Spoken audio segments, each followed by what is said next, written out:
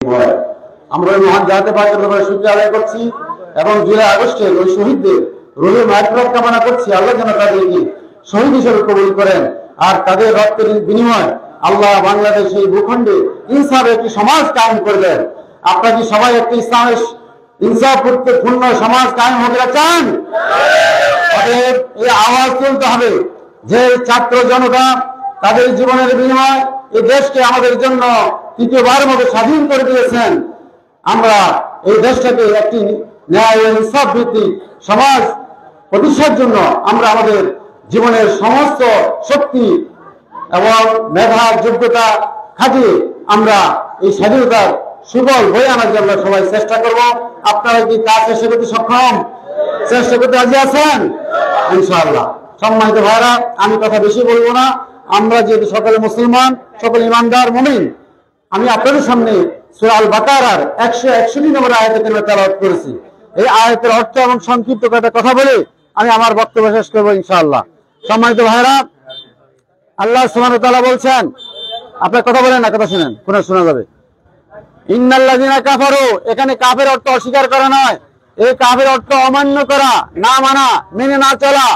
ইন্নাল্লাযিনা কাফারু ওয়া মাতুম, যারা আল্লাহর বিধান আল্লাহর আইন মেনে চলে না, আল্লাহর আইন বাস্তবে অনুসরণ করে না, ও মাতু, এই অবস্থায় মারা গেল, ওম কুফারুন, সে কুফরি অবস্থায় মারা গেল, নাউযুবিল্লাহি মিন যালিক।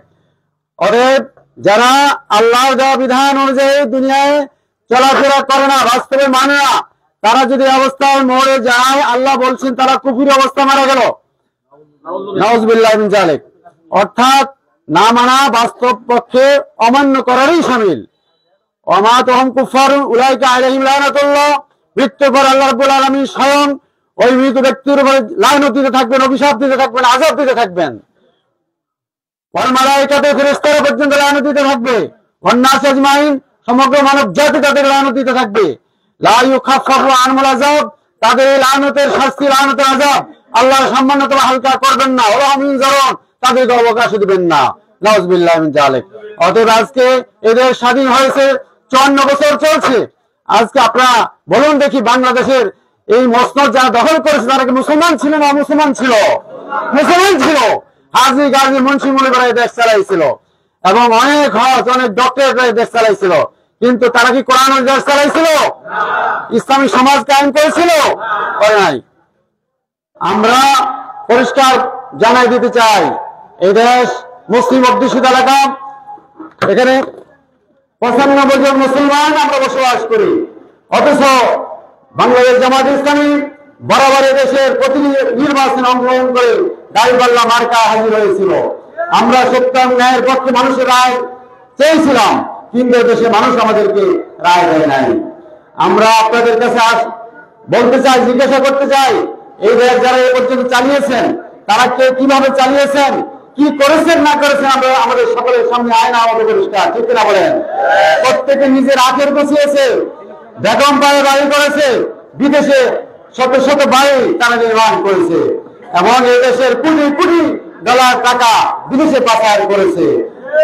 অত্যাচার, অফিসারি, স্টিম রোলার এই দেশের জনগণের উপরে চালিয়েছে। সুদ ঘুষ ছাড়া কোনো কাজ অফিস আদালত হয় নাই। জামাত ইসলামী বাংলাদেশ আপনাকে আমাকে নিশ্চয়তা দিতে চায়, আমরা নিশ্চয়তা দিতে পারি। আপনারা জানেন, জামাত ইসলামের 2 জন মন্ত্রী 3টা মন্ত্রণালয় দেশে চালাইছিল। আলহামদুলিল্লাহ, আলহামদুলিল্লাহ, আলহামদুলিল্লাহ, 1 টাকা দুর্নীতি তাদের এই 3টি মন্ত্রণালয় তারা কেউ খুঁজে পায় নাই। আমরা এমন সোনার মানুষ তৈরি করেছি, এমন সোনার মানুষ দিয়ে আমরা দেশ পরিচালনা করতে চাই। অতএব সোনার দেশ চালাতে হলে সোনার মানুষ লাগবে, আর সোনার মানুষ জামাত ইসলামী তৈরি করে। আমরা আপনাদের সামনে একটি সোনার মানুষ উপস্থাপন করেছি। আমরা সকলের কাছে আহ্বান রাখতে চাই, আমার এই মাইকের আহ্বান যারা শুনছেন, ঘরে বসে মা বোনেরা, আমি সকল প্রদত্ত আহ্বান রাখতে চাই, এই সোনার মানুষকে আমরা সমর্থন করেন, তাকে সংসদে পাঠান। আপনি আমি একটি সোনার বাংলা উপহার পাবেন ইনশাআল্লাহ। যদিও সোনার বাংলা সেখান থেকে আমরা এদের শাসন করেছি, এই দেশের ক্ষমতায় এসেছি, কিন্তু সোনার দেশ আমরা কেউ পাই নাই। যিনি সোনার দেশ বলেছিলেন তিনি বলছিলেন, আর সকলে ভাই দেশ স্বাধীন করলে সোনার খনি, আমি পেয়েছিলাম চোরের খনি। ওই চোররাই দেশটি বিদায় নিয়েছে। অতএব আমরা একটি সোনার দেশ গড়তে চাই, সোনার মানুষ আমরা সামনে নিয়ে এসেছি। অতএব সোনার মানুষকে সমর্থন দিয়ে আমরা কোরআনের রাজ, কোরআনের সমাজ কায়েম করে একটি ন্যায় ইনসাফপূর্ণ সমাজ রাষ্ট্র প্রতিষ্ঠার মাধ্যমে আমরা স্বাধীনতার সুখ এবং স্বাচ্ছন্দ্য মানুষকে দিতে চাই। আল্লাহ রাব্বুল আলামিনের কাছে, মহান রবের কাছে প্রার্থনা করছি, এদেশের জনগণ, এদেশের মানুষ যেন সত্য এবং ন্যায়ের পক্ষে তাদের রায় দিয়ে আগামী দিনে এদেশে একটি ইনসাফপূর্ণ ইসলামী সমাজ কায়েমে আমাদের সাহায্য করেন। সকলের কাছে প্রত্যাশা ব্যক্ত করে আমি আমার বক্তব্য শেষ করছি। আমার তৌফিক বিল্লাহ। আসসালামু আলাইকুম ওয়া রাহমাতুল্লাহ।